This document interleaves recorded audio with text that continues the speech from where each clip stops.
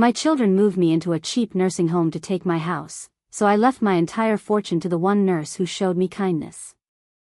Before we begin, make sure to like and subscribe. We truly need your love and support. And tell us in the comments, what's one life lesson everyone should hear before it's too late? Your words could make a difference. My son Liam shoved the papers so close to my face I could smell the fresh ink. Just sign it, Mom. His voice was tight, a wire pulled thin. Beside him, my daughter Chloe wrung her hands, trying to look sad for me, but I could see the impatience in her eyes. They thought this place, this dim, lonely room smelling of soup and quiet sadness, had broken me. They thought if they left me here long enough, I would do anything they asked just to see a friendly face. They wanted my signature, but what they really wanted was my house, the last piece of my life that held any value to them, and they were done waiting for it. Chloe took a step forward, her voice dripping with the fake worry she had perfected over the past few weeks. Mom, we're doing this to keep you safe. We can't be there every second. She was talking about the fall, that silly little trip in the garden they had blown up into a life-threatening crisis. They weren't trying to keep me safe, they were trying to cash me in. They saw me as a problem that needed to be solved so they could get on with their lives. They didn't see a mother.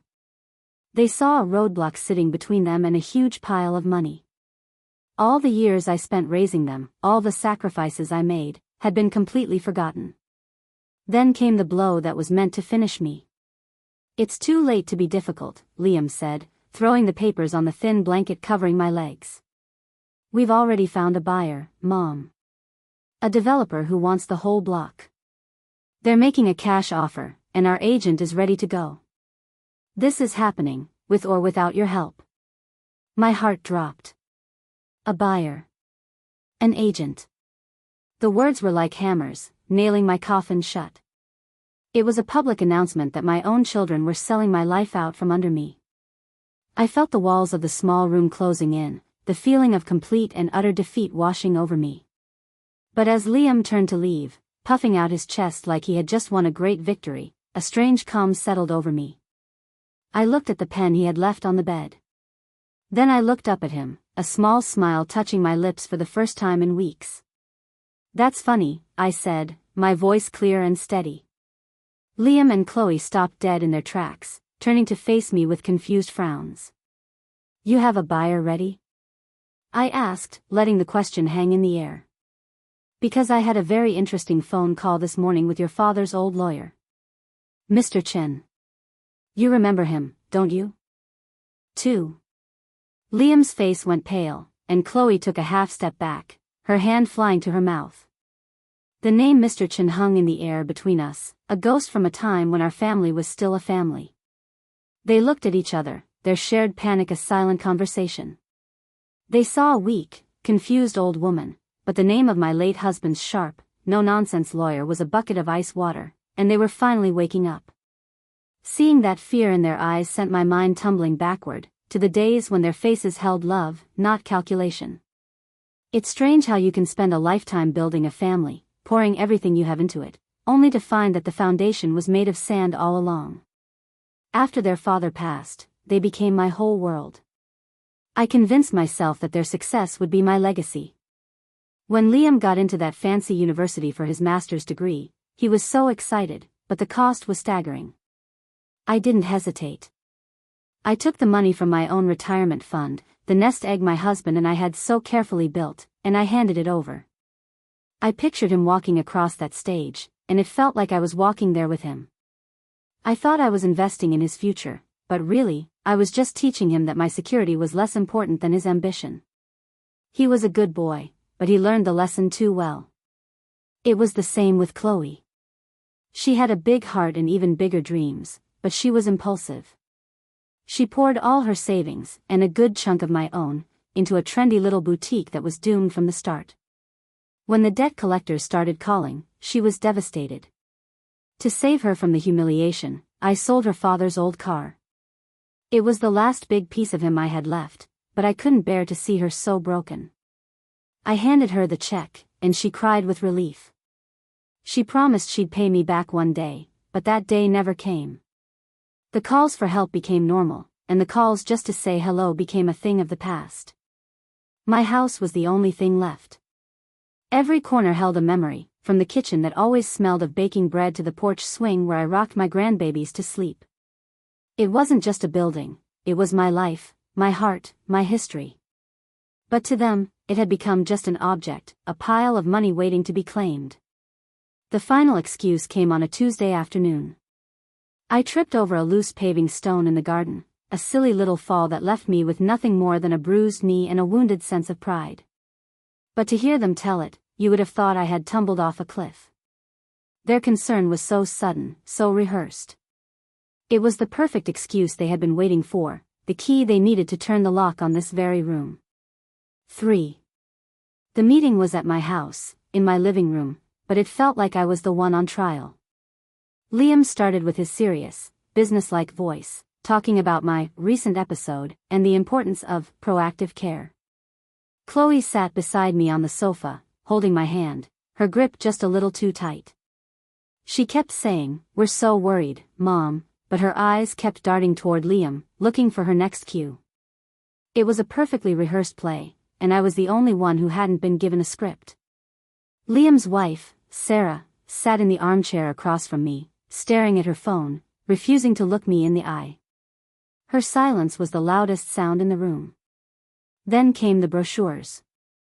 Liam slid them onto the coffee table, all shiny and new, for a place called Oakwood Senior Care. It wasn't a question or a suggestion, it was a verdict. I saw the price point on one of the pamphlets, and it felt like a slap in the face. It was cheap. Cheap enough that they would have plenty of money left over once they sold the house. When I tried to argue, to say I was fine, that it was my home, Chloe patted my hand and said, "Now, Mom, you're not thinking clearly. Let us handle this. We love you." They used the word love like a weapon, a shield to hide behind while they dismantled my entire life right in front of me. I felt the air leave my lungs. It was a strange, floating sensation, like watching a movie of my own life. I saw them walk into my bedroom and start packing a single suitcase.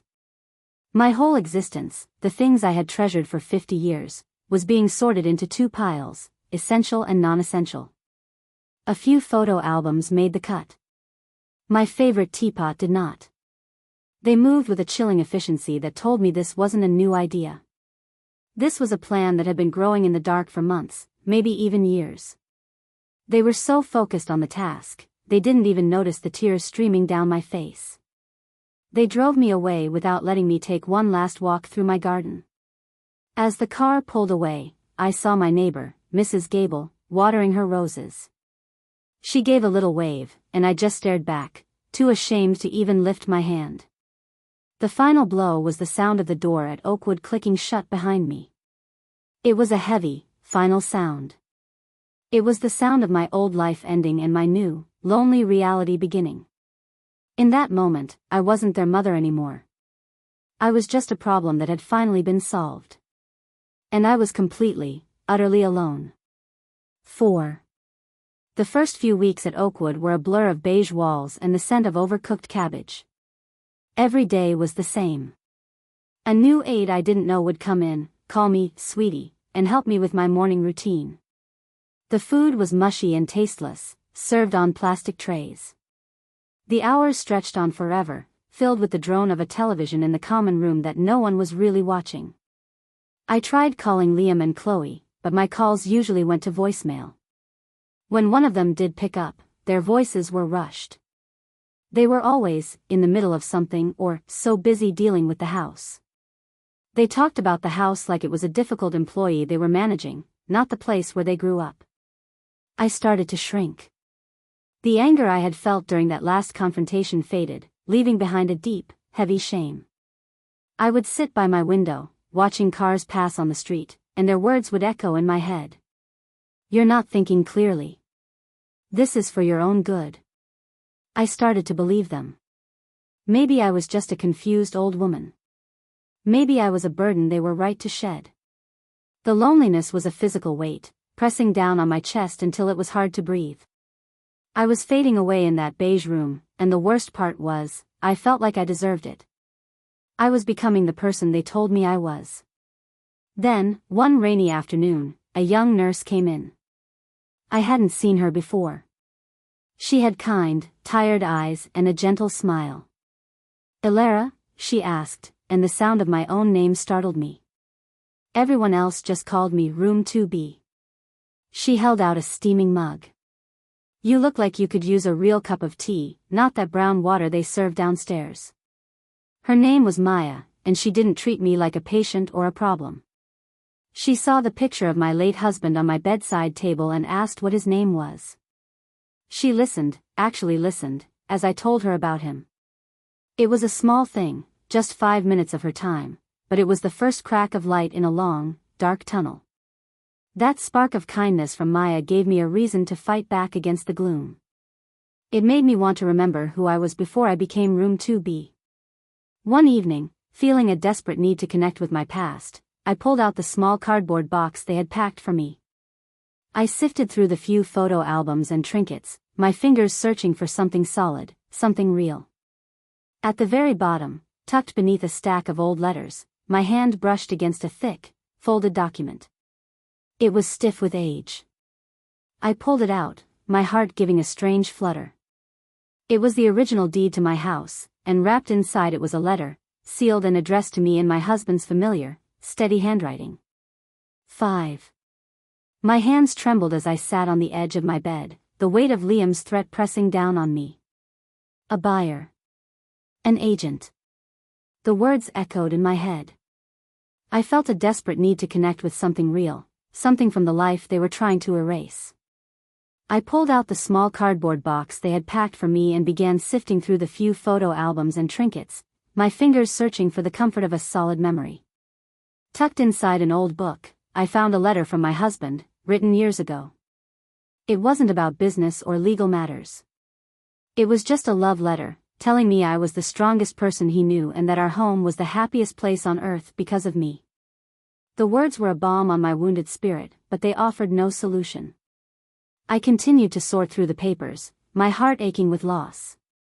At the very bottom, I felt a thick, folded document, stiff with age. I pulled it out. It was the original deed to our house. Seeing our names, Robert and Elara Vance, side by side in official ink made my breath catch. And then, like a flicker of a distant light, a memory surfaced. It was fuzzy, from a conversation long ago. Robert had been talking about the future, about making sure I was always protected. He had used a legal word I didn't understand at the time. Was it a trust? A special arrangement? He had said something about putting the house in an iron box that only I could open. The memory was too vague to be of any real use, but combined with the solid weight of the deed in my hand, it was enough. An idea began to form, a desperate, fragile glimmer of hope.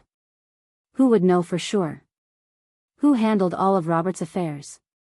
Mr. Chen. The name came to me, clear and sharp. A jolt of adrenaline shot through me, a feeling I hadn't had in months. I found Maya during her rounds, my heart pounding against my ribs, and asked if I could use the phone at the nurse's station for a private call. Seeing the sudden, fierce hope in my eyes, she simply nodded and led me to the quiet little office. My fingers shook as I dialed his law firm. When he answered, his voice was just as I remembered, calm and steady. I explained the situation, my voice cracking as I told him about my children's plans and my own foggy memory of an iron box. I heard him shuffling some papers on his end. He was a very smart man, Elara, Mr. Chen said finally, and his words were the most beautiful sound I had ever heard. He was right. The house is in an irrevocable trust, and you are the sole trustee. They have no legal authority.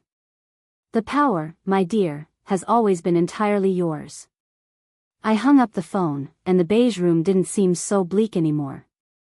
A quiet, dangerous smile spread across my face. I walked out of the office and found Maya. Maya, I said, my voice firm and steady. I'm going to need your help with something. It's time to do a little redecorating. 6. Mr. Chen came to see me the next Tuesday, pretending to be an old family friend. We sat in the dreary common area, nursing cups of lukewarm coffee, and he laid out my options like a general planning a campaign. He confirmed he'd been approached months ago by a developer looking to buy up properties on my street. They were serious, and he had their standing cash offer in his briefcase. "It's a strong offer, Alara," he said in his low, calm voice. "Once you sign the acceptance papers, we can have their sold sign on the lawn by the end of the day. The closing, where the money actually moves, would be scheduled for the end of next week. It gives us time to handle the title search and paperwork properly." That night, I asked Maya to get me a tablet. For the first time, I wasn't just escaping into the past, I was researching my future. I spent hours looking at beautiful assisted living communities, places with gardens and art classes. I read reviews for financial advisors. The woman who had felt so helpless was being replaced by a woman with a plan. The staff at Oakwood noticed the change. I started walking the halls with my head held high. When an aide came in with my little paper cup of pills, I pushed the one for anxiety aside. "I don't need that one anymore," I told her. "I believe I've found the cure." While I was quietly building my new life, my children were noisily trying to tear down my old one. Liam would call me, his voice tight with frustration, complaining about the cheap realtor he'd hired. "He says we need to drop the price to get any interest. Can you believe that?" he'd rant, completely unaware of the real offer sitting in Mr. Chen's briefcase. Chloe would sigh about how much work it was to get the house ready, as if she were doing me some great favor. They were so busy scrambling for scraps, they never thought to look up and see the feast being prepared right under their noses. After a few days of research, I knew exactly what I wanted. I had a clear vision for my future, and I knew what it would cost. On Thursday morning, I used Maya's phone one more time to call Mr. Chen. There was no hesitation in my voice, no fear, only a cold, clear sense of purpose. "Mr. Chen, it's Alara," I said, my voice as steady as a rock. "I've made my decision. Please prepare the acceptance documents for the developer's offer. I'm ready to sign." 7. The first domino fell on Friday afternoon, just as Mr. Chen had planned. Liam's cheap realtor sent him a furious text message with a photo attached. It was a picture of my front lawn. His flimsy "for sale" sign was gone, and in its place was a much larger, more professional one that read, in big, bold letters, "Sold." Liam called me immediately, his voice a mix of confusion and anger. "Mom, what's going on? Some other agent is trying to steal my listing." I just hummed innocently and told him I had no idea what he was talking about. I suggested he talk to his agent. The seed of chaos had been planted, and I could already imagine its thorny vines wrapping around him. The real panic started on Saturday. Chloe decided to drive by the house, probably to make sure their sign was still there. What she saw was something else entirely. A team of surveyors was already on the lawn, taking measurements, their truck parked in my driveway. She called Liam, screaming into the phone. "There are people here. With equipment. It looks like they're getting ready to tear it down." They both started making frantic calls, first to their realtor, who knew nothing, and then to the realty group on the new sign, who politely told them the sale was confidential and they couldn't disclose any information. While they were losing their minds, I was sitting in the sunny common room with Maya, telling her stories about my husband and laughing. She had brought me a slice of cheesecake from a bakery downtown. For the first time in months, I felt peace. I felt the sun on my face and savored the taste of something sweet, knowing that miles away, the world my children had tried to build on a foundation of lies was crumbling to the ground. Their panic was a distant storm that couldn't touch me. The final blow landed on Monday morning. Desperate and furious, Liam sat down at his computer and pulled up the county's public property records website. His fingers flew across the keyboard as he typed in my address. After a moment, the screen refreshed, and the truth hit him like a physical blow. A new sale had been recorded just last Friday. He scrolled down, his eyes scanning for the seller's name, probably expecting a stranger's, a corporation's, anyone but hers. And then he saw it, in cold, black and white digital print, grantor, Alara Vance, trustee. Having confirmed the impossible, Liam and Chloe, furious and completely bewildered, finally got in their car. They had only one destination. They were coming to confront the helpless old woman they thought they had neutralized. 8. When they burst into my room, they didn't even knock. Liam's face was red and blotchy, and Chloe looked like she had been crying for hours. They stopped dead just inside the door, their eyes landing on the scene before them. I wasn't weeping in a corner. I was standing by the bed, folding a brand new cashmere sweater into a beautiful leather suitcase, the kind I would never have dared buy for myself before. Maya was there with me, carefully wrapping a small porcelain bird in tissue paper. The sight of me, calm and preparing to leave, threw them completely off balance. Their anger momentarily short-circuited into pure confusion. "What is this? What are you doing?" Liam finally stammered, his voice shaking.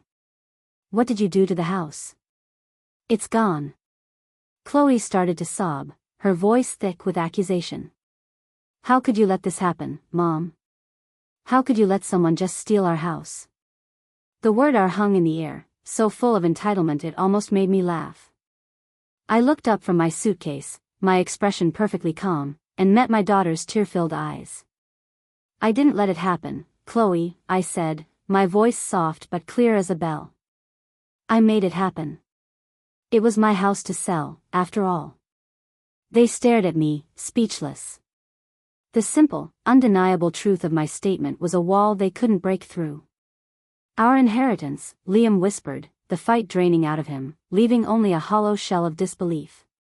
"Our plans." I stood up straight, feeling taller than I had in years, and gestured to the expensive new luggage on the bed. "My plans have changed," I said calmly. "Your inheritance? You decided to trade that for a quick sale and a clean conscience a long time ago. It seems you didn't get either one." I zipped the suitcase closed with a firm, final sound. "I'm moving out. To a wonderful place of my own choosing, which I have already paid for. From now on, you can direct any financial questions to Mr. Chin. He will be in touch regarding my visiting hours." Then I turned to Maya, who was watching with wide eyes, and placed my hand on her arm. "Thank you," I said, my voice full of warmth. "For showing me that kindness isn't a weakness. It's the most valuable thing in the world." With that, I walked out of the room, leaving my children standing alone amidst the peeling paint and the wreckage of their own greed. 9.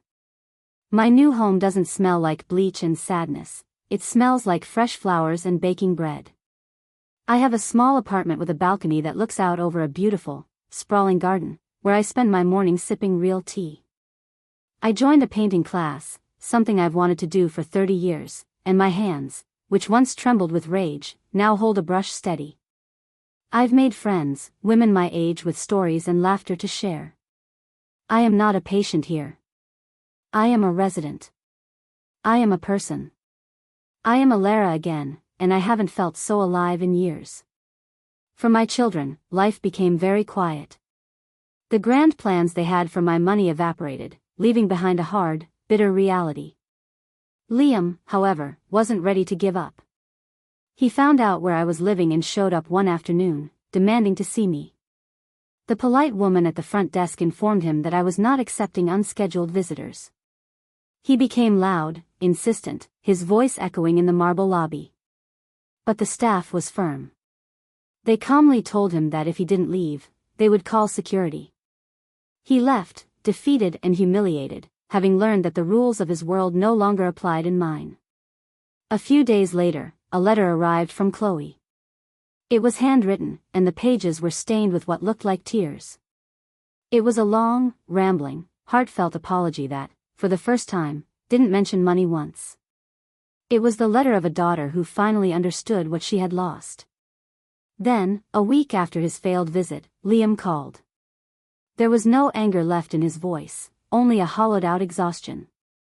"I'm sorry, Mom," he said, the words cracked and small. "I am so sorry. It was a start. A tiny, fragile start. I didn't forget the one person who had shown me kindness. I had Mr. Chen send a check to Maya, enough to pay off all her student loans, with a handwritten note, for the tea and sympathy. It was worth more than gold. I agreed to see my children, but only on my terms, in my new home. They had to earn back my trust, minute by minute, day by day. The power had shifted for good, and as I prepared for my next meeting with Mr. Chen, I knew the most important work was just beginning. 10. A few weeks ago, I sat across from Mr. Chen in his quiet, wood-paneled office. Between us on the large mahogany desk was a new set of legal documents, my last will and testament. Looking at the thick stack of paper, I realized that this journey was never really about the money. It was about respect. For my entire life, I had given my children my unconditional love, and somewhere along the way, they started to believe that my trust and my resources were unconditional, too. That was my mistake, not theirs. I had taught them that my well was bottomless, so I couldn't be surprised when they tried to drink it dry. The most important lesson I've learned is that you cannot let anyone else define your worth. My children saw me as old, frail, and useless, and for a while, trapped in that beige room, I started to believe them. But my husband's letter, and Maya's simple kindness, reminded me of a truth I had forgotten: dignity isn't something people can take from you. It's something you give away. My real fortune isn't the number in my new bank account, it's the self-respect I clawed back. That is the only legacy I am truly interested in leaving behind, the lesson that true power comes from knowing your own value. As I sat there in Mr. Chen's office, I had 2 photographs in my purse. One was an old, faded picture of Liam and Chloe as children, smiling gap-toothed on a sunny day at the beach. The other was a new one, a picture Maya had taken of the 2 of us last week, laughing in the garden, my face tilted toward the sun. I looked at the old photo, at the children I would always love, and then I looked at the new one, at the woman whose kindness had reminded me how to love myself. One picture represented my past, and the other represented my future. Mr. Chen looked at me, his pen poised over the paper. "So, Alara," he asked gently. "What are your final instructions? How shall we proceed?" I took a deep breath, placing the new photograph of me and Maya on top of the legal documents, a silent answer to his unasked question. I looked him right in the eye, a sense of calm and absolute certainty settling over me like a warm blanket. I told him exactly what to write. The choice was mine. The power was mine. And for the first time in a very long time, the future was mine, too.